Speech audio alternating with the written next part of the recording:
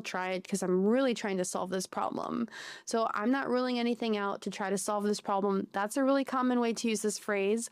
Or if you're thinking about a big life decision and you're just trying to weigh all your options, maybe you're thinking about moving and you're trying to think about where you want to move. You're thinking about lots of different locations. You might say, I'm not ruling anywhere out yet. This means I'm not eliminating any options. Everything's possible. Sometimes when you have a really difficult situation in English and you're telling your friend or whoever it might be about your problems, they might give you a really simple solution. Like, for instance, you're like, oh, I never have enough money. I am always broke. The person might say, just save some money. You might say, well, that's easier said than done. That's easier said than done.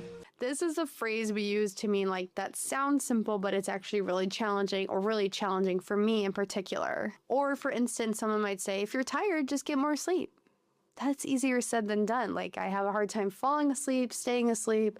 I stay up late with my kids, whatever it is. So easier said than done. This, tells the person that even though it seems like a simple problem, it's not a simple problem or a simple solution. When you want to compare two different situations, and usually one is more difficult, we use this interesting phrase.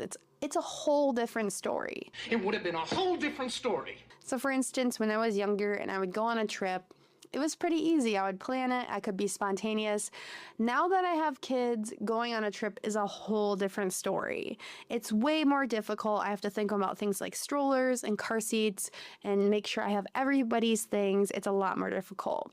So the phrase here, it's a whole different story. It's comparing one situation to another. Even though they're a little similar, they're very different, especially when I'm talking about difficulty here. So that's how we use this phrase. It's a whole different story. We're on the right track. You're on the right track by studying English. This is a really positive, really encouraging phrase. We're on the right track. Sure is. We're on the right track.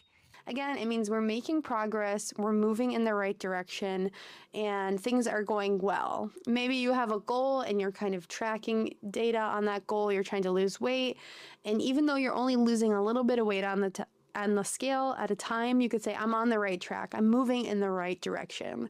So it's a very optimistic, very positive phrase here. Some phrases that will come up in your everyday life are ways to agree or show that you understand. And of course, you can always just say, I agree or I understand, but let's widen your vocabulary so that you can sound more advanced when you're speaking and feel like you can truly express yourself. Let's see if you're already using this first phrase. The first phrase is, that's a good point. That's a good point. Oh, that's a good point. That's a good point. So you're complimenting someone and you're agreeing with the idea that they just said. So native speakers use this phrase without even thinking about it. Let me give you an example.